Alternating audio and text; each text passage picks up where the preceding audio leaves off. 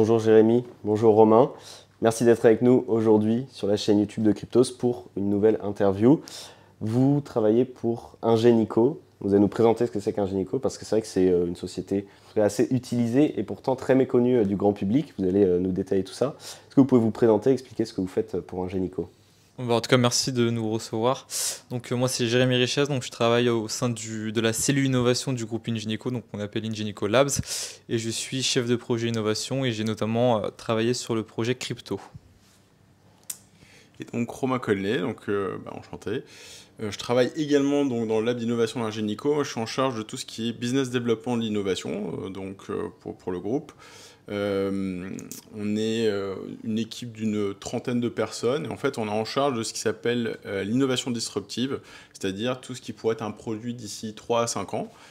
Et je travaille avec Jérémy également sur le projet crypto. C'est un projet sur lequel on travaille depuis maintenant 1 an et demi. Donc nous, nos missions, en fait, c'est de disrupter la concurrence avant que la concurrence nous disrupte. Et donc Ingenico, c'est quoi? C'est une société qui est leader mondial des terminaux de paiement. Donc en fait, on a une marque, comme tu l'as très bien mentionné, qui est inconsciente. C'est-à-dire que quand on dit Ingenico, généralement, les personnes vont dire oh, « ouais, je vois pas ». On est absolument partout, 160 pays. Nous, on travaille sur une vingtaine de projets par an à peu près. Donc ces projets, l'idée, c'est on va commencer, on va partir de ce qui s'appelle l'idéation. Ensuite, on va essayer de trouver des partenaires. On travaille sur ce qui s'appelle l'open innovation. C'est on n'est pas les meilleurs sur tout, donc on va prendre les meilleurs dans leur catégorie pour nous aider à résoudre ce qu'on appelle un business problem, c'est-à-dire un sujet qu'on veut amener d'une manière innovante. Donc Binance, avec qui on a fait un partenariat, est arrivé dans ce cadre-là. Donc notre équipe de 30 personnes, on a un tiers, c'est de la recherche avancée, ça va être des docteurs de Normal Sup essentiellement. Un tiers, c'est une équipe. L'autre tiers, c'est une équipe technique, donc ça va être des ingénieurs qui, quand on part d'un sujet, vont créer des choses fonctionnelles, donc ça peut être une solution digitale ou bien physique, hardware. Et puis donc le dernier tiers, ça va être l'équipe business marketing, business développement et marketing, pardon. Tous ensemble, on va créer ces projets pour ensuite les pousser à nos business lines, qui vont ensuite industrialiser, donc scaler, ça s'appelle en termes techniques les projets. Voilà. Ok. Et donc, tu évoquais justement le processus pour vous, pour essayer d'aller travailler sur des nouvelles manières d'appréhender le paiement. Vous avez commencé à travailler sur les crypto-monnaies il y a quelques années. Vous avez décidé de choisir Binance Pay comme meilleur moyen de vous accompagner dans ce projet. Est-ce que vous pouvez détailler un petit peu ce partenariat qui a eu lieu du coup en février dernier et qui depuis est en place dans plus de 150 pays dans le monde, c'est ça? Ouais.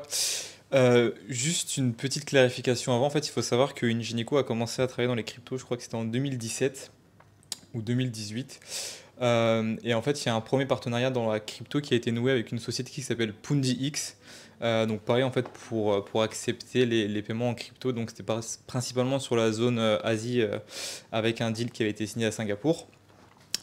Et donc en fait, comme l'a dit Romain, on travaille sur ce qu'on appelle des signaux faibles. Donc on va essayer de détecter des signaux faibles pour justement essayer de les exploiter pour voir comment on pourrait répondre à ces signaux faibles en développant des solutions. Et donc aujourd'hui, si tu veux, les crypto-monnaies, aujourd'hui, c'est deux cas d'usage principaux qu'on connaît tous. Donc ça va être l'investissement et ça va être la valeur refuge. Donc j'achète des crypto-monnaies pour protéger mes actifs. Donc typiquement dans les pays avec de l'inflation assez élevée, donc comme en Argentine où de toute façon, je crois que c'est 100% d'inflation sur les dernières semaines, sur les derniers mois. Et en fait, on s'est rendu compte en analysant le sujet qu'il y avait une demande de la part du marché, donc une demande de la part des porteurs de crypto, mais également des marchands, d'avoir un nouveau cas d'usage qui serait du coup le paiement en crypto. Et donc en fait de là on a commencé à discuter un petit peu avec l'écosystème et on a du coup engagé des discussions avec Binance et en fait ça s'est fait naturellement avec Binance dans le sens où eux avaient plus ou moins la même vision que nous qui était du coup de débloquer ce cas d'usage sur le paiement et c'est donc comme ça qu'on a débuté les premières discussions avec Binance il y a environ 1 an et demi. Et à la suite du coup de ces discussions, on a du coup fait un premier pilote qu'on a déployé en France. Donc aujourd'hui, dans Paris, il y a 2 commerçants qui acceptent le paiement en crypto. Et pour le moment, les retours qu'on a sont très positifs. Ok. Donc pour l'instant, ce n'est qu'un projet pilote. En tout cas, ça n'a pas été déployé à grande échelle encore. Voilà. Nous, la façon dont on fonctionne, c'est vraiment, on fait ce qui s'appelle des quick wins. Donc, c'est vraiment des techniques d'innovation. C'est-à-dire que plutôt que se dire, on va faire un grand projet tout de suite qui va demander énormément d'argent, énormément de fonds, de devoir bouger tout un écosystème, peut-être des systèmes légaux qui ne sont pas encore en place, etc. On va faire des sauts de puce, mais à chaque fois valider, apprendre sur chaque saut de puce pour pouvoir se rediriger de manière vraiment très efficace. Et donc là, ce dont Jérémy parlait, ça a été... c'était pas pour nous le sujet le plus innovant en tant que tel. Ça allait, je veux dire, pour le commun des mortels, de pouvoir payer sur un terminal de paiement. Mais on a une autre vision qui va un petit peu plus loin que ça. Donc ça, c'est l'intérêt pour nous, c'était Binance, c'est 65% aujourd'hui du volume de trading dans le monde en crypto. Donc c'est s'il y a un acteur avec qui travailler, toucher un maximum d'utilisateurs, en tout cas de détenteurs de crypto-monnaies. En plus, chose importante pour nous, ils sont très innovants, pro-innovation, et ils ont des personnes dédiées qui sont parfaites, avec qui collaborer, en tout cas. Donc ça, c'est très important pour nous, la dynamique, l'énergie, etc. Pardon, juste pour ajouter sur Binance, on a aussi décidé de partir avec Binance parce que pour nous, le cadre réglementaire, étant un acteur régulé dans un monde qui est quand même assez touchy, qui est le monde des paiements, il nous fallait absolument partir avec un acteur qui était régulé en France, du moins, vu qu'on a lancé en France. Et Binance, du coup, cochait toutes les cases, si tu veux, d'un point de vue régulation. C'est aussi pour ça qu'on a décidé de partir avec eux. Et du coup, j'avais une question sur l'utilisation, l'adoption. Est-ce que vous avez des statistiques sur le pourcentage chez ces commerçants de paiement en crypto-monnaie ? Non, malheureusement, on n'a pas de statistiques autant avancées. On va les avoir à la fin du coup de ce pilote, donc d'ici 4-5 mois. Mais tout ce qu'on peut dire pour le moment, c'est que les commerçants sont ravis. C'est qu'il y a une traction sur les paiements en crypto qui est quand même existante. Et que globalement l'expérimentation se passe bien d'un point de vue marchand donc, mais également d'un point de vue porteur de crypto. Alors après, pour le petit disclaimer, il ne faut pas s'attendre à des volumes incroyables. C'est pas 7 millions de personnes qui sont venues payer dans les magasins. On a fait volontairement quelque chose d'assez discret. C'est-à-dire qu'on en a parlé de manière... relativement peu. On n'a pas parlé de manière internationale, on n'est pas allé devant la presse dire voilà, on a lancé un projet crypto, allez tous essayer, etc. C'était intentionnel parce qu'on voulait voir un petit peu la capacité de certains acteurs à bouger leur écosystème. Parce que ce qui est important dans les écosystèmes crypto, qui est très différent des écosystèmes on va dire plus traditionnel de monnaie fiat, c'est que tu viens avec une fanbase, tu viens avec des gens qui ont des convictions. Donc Binance a sa fanbase, son écosystème, et donc quand on fait un partenariat avec Binance, ça va motiver ces gens-là. Et c'était aussi mesurer cet impact-là. Mais faut pas oublier que le nombre de personnes qui détiennent des cryptos en France, je crois que ça se rapproche de 10% à peu près. Ouais, ça reste quand même encore aujourd'hui assez limité. Donc c'est bien au regard du pourcentage de la population, quoi. Ouais. Mais comme on l'expliquait tout à l'heure, vous n'êtes pas forcément très connu du grand public, donc c'est pas vers vous qu'on va se tourner pour vous dire nous on aimerait bien pouvoir payer en crypto-monnaie, mais par exemple Binance qui proposait déjà ce système-là, Binance Pay, qui avait déjà travaillé avec des commerçants, est-ce que eux, quand vous les avez contactés, ils vous ont dit oui, on a eu beaucoup de demandes de la part de commerçants de pouvoir accepter les paiements en crypto-monnaie? Est-ce qu'il y a une vraie demande de la part de ces commerçants? Oui, concrètement, c'est assez récurrent et régulier chez eux, mais de notre côté aussi. En fait, nous, on vend principalement aux banques et ce qu'ils appellent les acquéreurs. Et donc, ils ont aussi ces demandes-là qui remontent côté marchand. Et c'est vraiment de toute taille. D'accord. Ça va de la plus grosse chaîne de supermarchés jusqu'au petit marchand, commerçant local. Ok, et d'un point de vue technique, si moi je vais chez un commerçant qui accepte les paiements en crypto-monnaie, donc je vais dépenser mes crypto-monnaies, en tout cas lui envoyer, et derrière comment ça se passe? Est-ce que vous avez prévu un système qui fait que ça convertit automatiquement en fiat, parce que conserver ces crypto-monnaies pendant un certain temps, connaissant la volatilité du marché pendant certains moments, ça peut être compliqué, peut-être que ça peut même démotiver certains commerçants à pouvoir accepter ce mode de paiement-là, dû à la volatilité. Comment ça se passe? Est-ce qu'il y a un système de transfert? Est-ce que c'est du crypto to fiat? Ouais, en fait, tu l'as dit toi-même, le problème aujourd'hui dans la crypto-monnaie, un des problèmes, ça va être la volatilité. Donc à l'instant T, tu peux avoir pour l'équivalent de 100 €, mais 2 heures plus tard, ça peut valoir que 80 € ou à l'inverse 120 €. Et donc aujourd'hui, la première solution qu'on a développée, c'est du crypto to crypto. Donc le client paye en crypto, le marchand reçoit l'équivalent en crypto. Sauf que sur la partie marchand, pour justement essayer de résoudre cette partie volatilité, le marchand aujourd'hui a la possibilité d'être payé avec deux stablecoins, donc l'USDT ou le BUSD, tandis que côté client, le client peut payer avec plus de 70 crypto-monnaies qui sont aujourd'hui supportées par Binance Pay, par l'écosystème Binance Pay. Donc ça, c'est la première itération qu'on a décidé de faire, donc du crypto to crypto, pour essayer vraiment de comprendre où était la valeur et de comprendre le marché, l'industrie et le marché crypto, qui n'est pas, si tu veux, notre marché, qui n'est pas un marché familier pour nous, Ingenico venant du coup du monde traditionnel, on va dire, du paiement. Donc la seconde itération sur laquelle on est en train de travailler, ça va être une partie crypto to fiat, comme tu le disais. Et l'idée, c'est qu'en fait, le client paye en crypto, qu'il y ait une conversion qui soit automatiquement effectuée en euros, et que du coup cet euro soit directement envoyé et que le marchand le reçoive directement en fait sur son compte en banque. Et donc ça, c'est la seconde solution sur laquelle on est en train de travailler, qui est du crypto to fiat, et qui permet justement aux marchands d'accepter, d'avoir tous les avantages d'accepter de la crypto-monnaie, qui sont comme par exemple de pouvoir attirer, comme le disait Romain, des fanbases, mais tout en, si tu veux, en se protégeant de la volatilité des crypto-monnaies. Et juste un point, on est vraiment dans cette idée de saut de puce à chaque fois.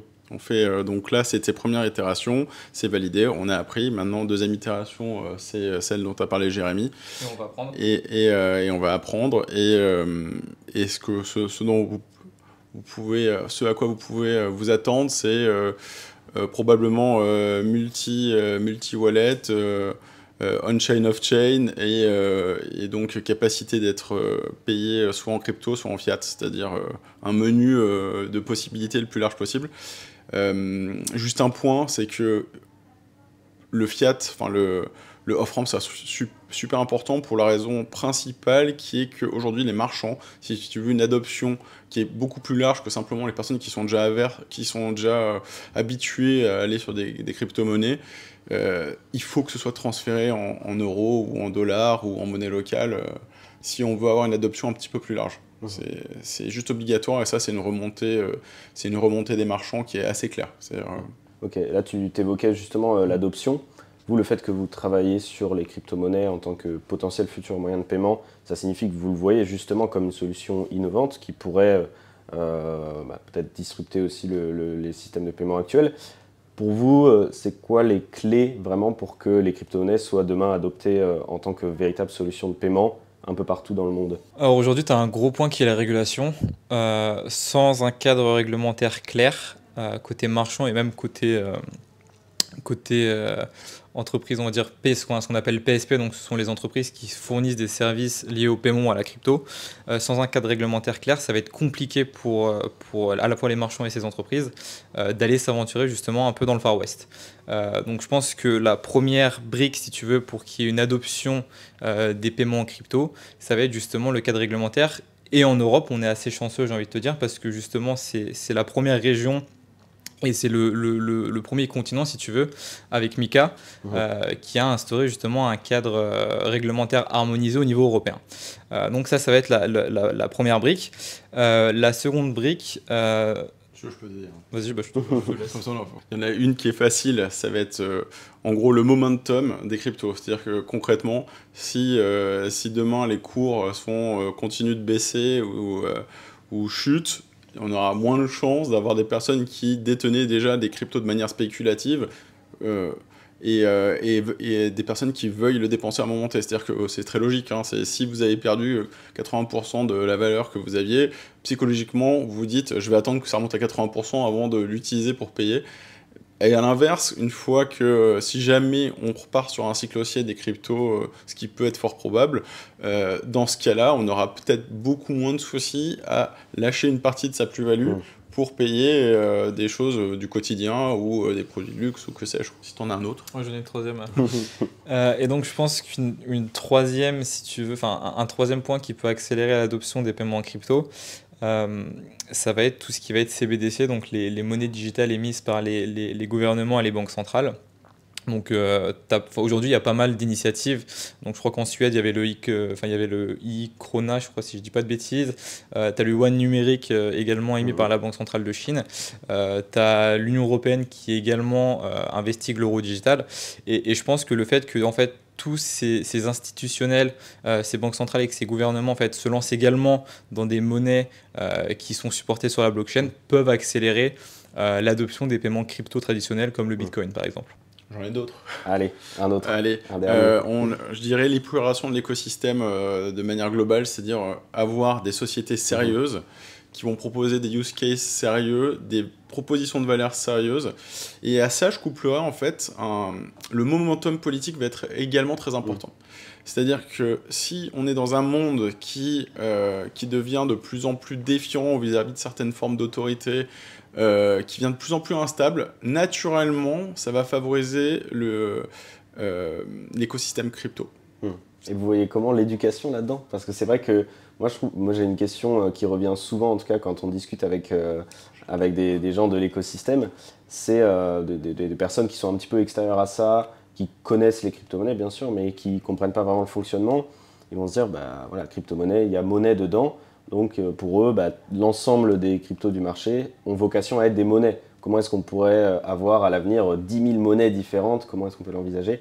C'est aussi peut-être à ça que tu faisais écho quand tu disais épuration du marché, un petit peu enlever aussi tous ce qu'on peut appeler ces shitcoins ou memecoins qui polluent un petit peu le marché et qui font qu'aujourd'hui on se perd face à toute cette diversité d'actifs de crypto-monnaies. Déjà aujourd'hui, c'est théoriquement, purement, vraiment sur un plan de la définition, les crypto-monnaies, c'est un abus de langage, c'est-à-dire que c'est pas une monnaie déjà.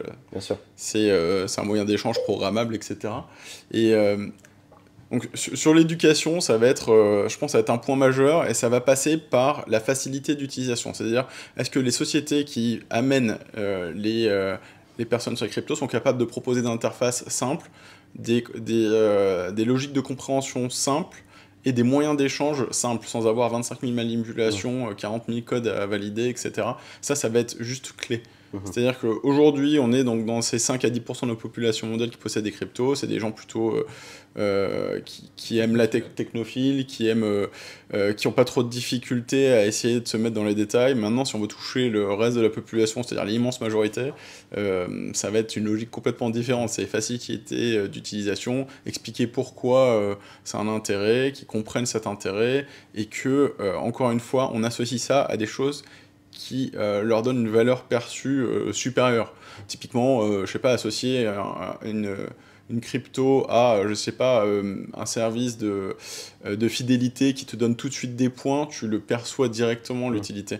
Si, par exemple, ça favorise un écosystème local, parce que tu as acheté un coin local, etc., et que tu vas le dépenser, et que tout de suite ça te donne 10% de pouvoir d'achat supplémentaire, là, forcément, tu vas percevoir directement la valeur et on va rentrer dans une autre logique. En tout cas, à l'heure actuelle, la seule crypto qui est utilisée réellement en tant que monnaie, c'est Bitcoin, qui est déjà adoptée en tant que monnaie légale dans certains pays.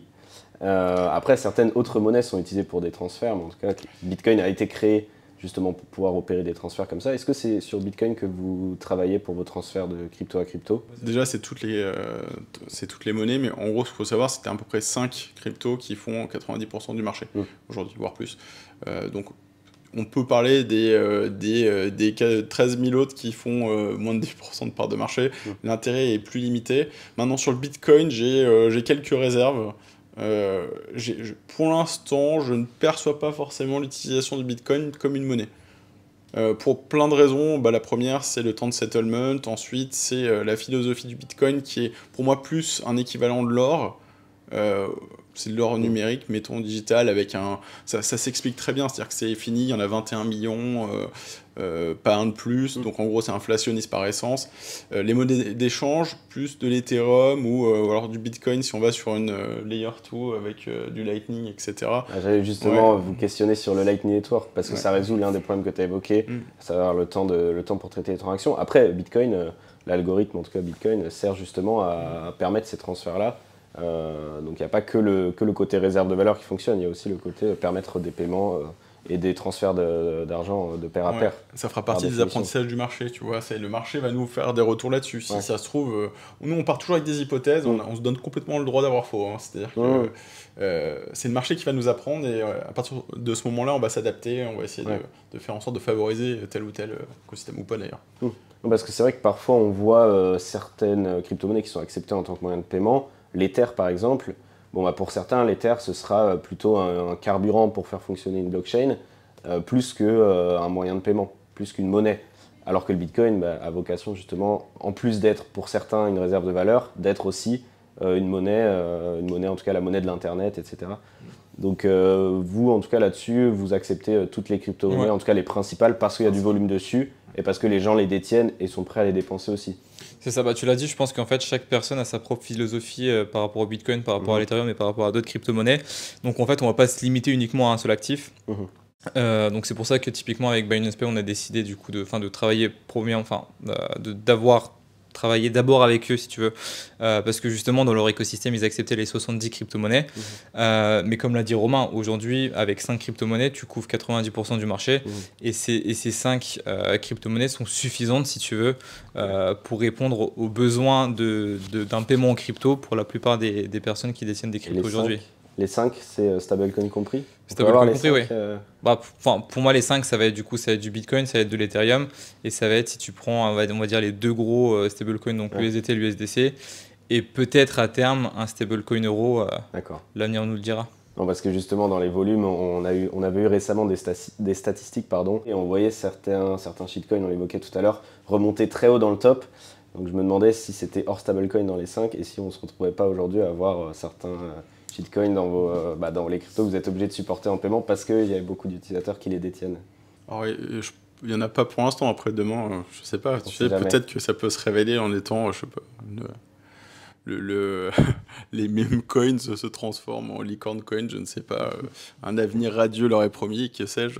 Bon, on a dérivé sur les shitcoins, Ouais. on revient sur le sérieux.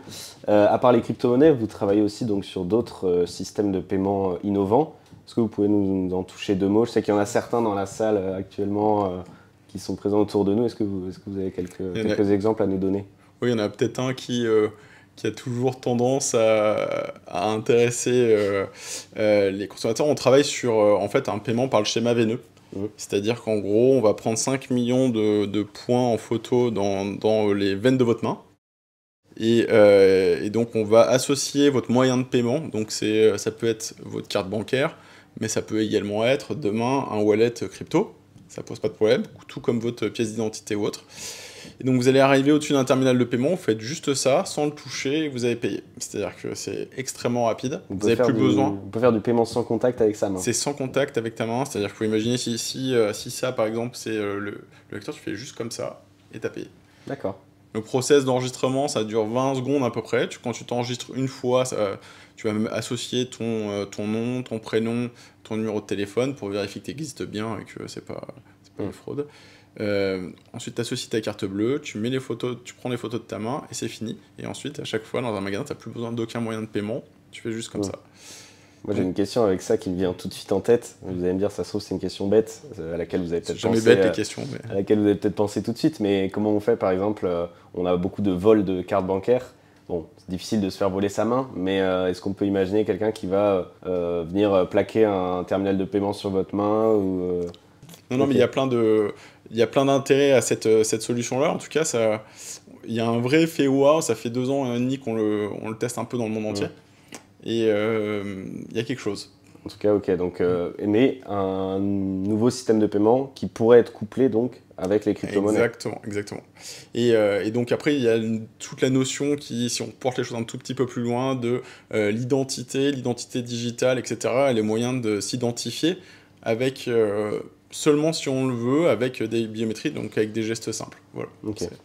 On peut aller assez loin dans le débat futuristique sur le sujet si ça vous intéresse. Mais... Non, bon, on va revenir peut-être, ou peut-être que tu avais quelques éléments de réponse à apporter. Non, enfin Romain a très bien résumé. À partir du moment où, si tu veux, tu peux lier ta paume de la main avec une carte de crédit ou une carte de débit, tu peux très bien lier ta paume de la main avec un wallet. Donc l'idée, c'est que enfin, quand tu vas placer ta main au-dessus du capteur, au lieu que ça soit ta carte qui soit, si tu veux, appelée entre guillemets, parce qu'elle est liée à ta main, ça va être ton wallet. Donc tu peux très bien faire des transactions en crypto avec ta main et sans wallet du coup. Top, très intéressant. Pour revenir sur les crypto-monnaies, est-ce qu'il y a, avant qu'on termine l'interview, d'autres sujets sur lesquels vous travaillez pour faire évoluer les solutions de paiement que vous proposez actuellement en crypto-monnaie? Des petites exclusivités peut-être à nous partager? Comme je te l'ai dit tout à l'heure, donc on a fait, enfin Romain aussi te l'a expliqué, on a commencé sur du crypto to crypto comme un quick win pour un peu apprendre si tu veux et pour mettre un premier pas dans le monde des cryptos. On travaille actuellement sur le crypto to fiat justement pour répondre à cette demande marchande qui était que j'ai envie de me protéger un petit peu de la volatilité, je ne veux pas avoir de crypto dans mon bilan comptable. Comment je peux faire? Donc c'est pour ça qu'on vient avec cette solution crypto to fiat.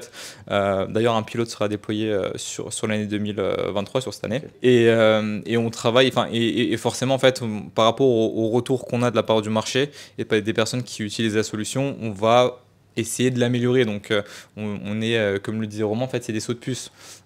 Donc si on apprend quelque chose de nouveau, on va essayer justement de répondre à ce besoin qu'on a pu identifier ou qu'on a pu nous remonter en y ajoutant une fonctionnalité ou en y développant une nouvelle solution. Donc pour le moment on est sur du crypto to crypto et on se dirige vers sur du crypto to fiat, mais demain on n'est pas à l'abri, on va dire, d'une nouvelle innovation totalement disruptive dans le monde de la crypto.